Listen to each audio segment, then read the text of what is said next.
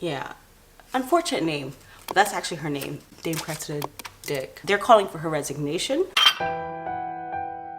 Hi everybody, it's me, Leilani. Hi, I'm trying to get to all the comments on my last video. I have been responding to a lot of them, and I really appreciate all the comments for or against me, okay? I'm trying to respond to all of them. But there is something that's very heavy on my heart right now that I want to talk about, which is what's going on with women. Like, what the is going on with women right now? Right now we are grieving in the UK for Sarah Everard. Sarah Everard was brutally murdered. I don't know how to say these things on YouTube, so was made unalive, I think is what they say, by a police officer that she trusted. If you can't go to the police, who can you go to, really?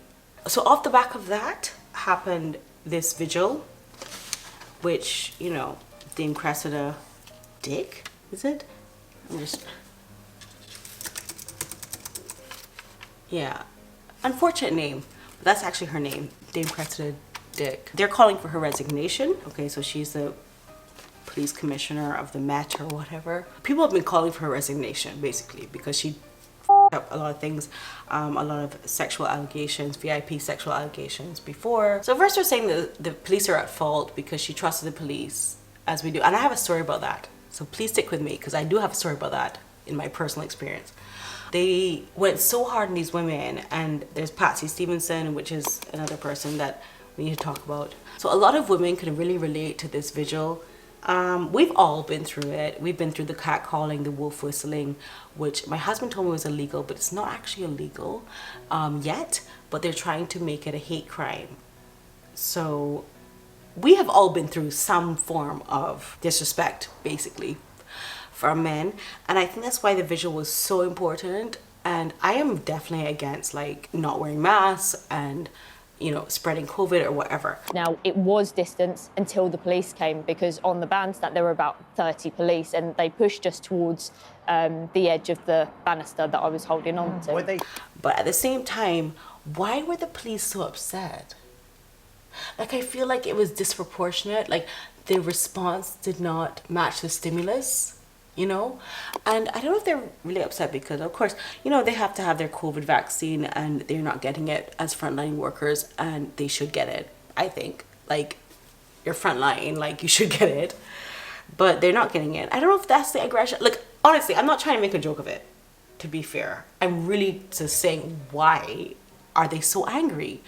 And so she said in her interview that she was petite, and so she didn't expect, like, this kind of backlash from the police because she was just putting down a candle. I was only there to lay a candle down. I did not expect that to happen.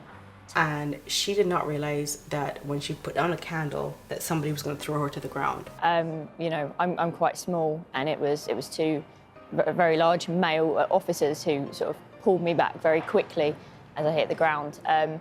Okay, but even if you're an Amazon, you're not trained in hand-to-hand combat. Life is not a video game. So you're not gonna know how to deal with that. So absolutely frightening. Like I said, a lot of women will come to the vigil because of their experiences in life. So, you know, in America, anybody who looks slightly Asian is being targeted because of coronavirus. And of course, a lot of people are suffering from quarantine and staying at home and everything. That is a thing. And I think across the world, it's a pandemic. Right? So across, let me not use a Meghan Markle right now. But across the world, people are suffering with that pandemic issue of being at home. But this particular assailant in America, now we're going to America, with the massage parlors and targeting Asian women, they're trying to put him as a sexual deviant, which might be an insanity plea. Can you imagine like having Asian features that's not your control, and then people are like targeting you for coronavirus? Like, seriously? Is this really like, people need to be educated. I hope he gets life in prison, and depending on the state, the death penalty. It is what it is. He did what he did. So in Ethiopia, they're having a civil war, which has been going on for a while. The Tigray people, they're using the R word as a war weapon, and it's actually a form of genocide because they're doing these things to these women, and they're obviously going to become infertile, STDs, HIV, which is all happening right now. Can someone stop that? Seriously, like, leave Ethiopian women alone, leave Asian women alone, leave all of us women alone, just leave us alone. Like, we're just trying to make it in this life. On the grand scheme of life, okay, my story now, it's my time now. My story is a little bit different. Of course, it's very minimal compared, but basically about 7 years ago, a man exposed himself to me who was my neighbor. Caribbean women out there, please tell me if I'm right, but you have a built-in mechanism in your brain that's like, oh, is that a hello? Is that a nice hello? Is that a nice goodbye? Is that something I should respond to? So I didn't respond to him for years, and then suddenly one day I responded to him and looked back, and he showed me the full Monty, which he was not prepared. I mean, he was not camera ready. But anyway, the point is, the vision that's in my head is like so brutal. So anyway, when this happened to me, my other neighbors said, definitely call the police about it. So I did. But before I did that, I called his wife, and she said, what do you want me to do? Leave him? Well, I have an answer for you at the end of this video. If you're watching, I do have an answer for you. She also said that he keeps doing this, and she doesn't know why he keeps doing this. He did it to a 14-year-old neighbor who is the niece of a police constable, and he still has not learned his lesson. I think there's some responsibility with women. Like, I think we as women have to be responsible for the men in our family, our sons, our grandsons. I went to the police. They said that they had reports of that, and so on and so forth. And they followed me back and they talked to him, and they did their due diligence with that situation. So this is what I would say to her. Yes, leave him. Leave his ass.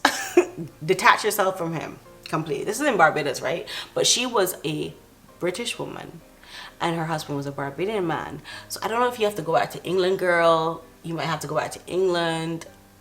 Leave his ass behind in Barbados. Whatever you have to do, do it. But I am trying to educate my son to be mindful of women, and this is the only way forward, I think. I always tell my son, you have to open the door for me. Open the door for mommy, Valentine. I'm not your husband. You're not my husband. Open the door for me. I know, because you have to practice with me, but when you are a husband. Okay, thank you. Go in first. Thank you. Okay, nice. Yes. You have to put me first. I'm a woman, and I always show my son, like, this is me. I'm not a stranger to the dark. Hide away, they say, 'cause we don't want your broken heart. You know, like, even if I'm vulnerable or even if I'm competent, one day I might be vulnerable, one day I might be competent. This is me. When the sharpest words, they want to cut me down, I'm gonna send the flood, I'm gonna drown them out. I'm not trained to be bruised, I am who I'm meant to be. This is me, look out, 'cause here I come. This is a woman. Just appreciate everything that we have. And that's the only thing we can do. We can't, I think we might have to take an L. We might have to take a loss with the older generation and educating them.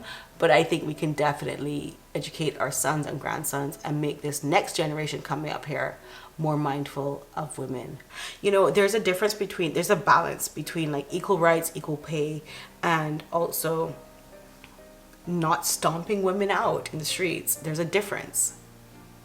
And I think that we have to find that balance as well. Thank you for watching, guys. I am going to be following this Meghan Markle debacle. So stay tuned for that. But I'm also going to be talking about whatever I want to talk about. So this is really nice to have this community. And thank you for commenting. Keep the comments coming. I will respond to them. Lots of love. Bye. I make no apologies, this is me raw.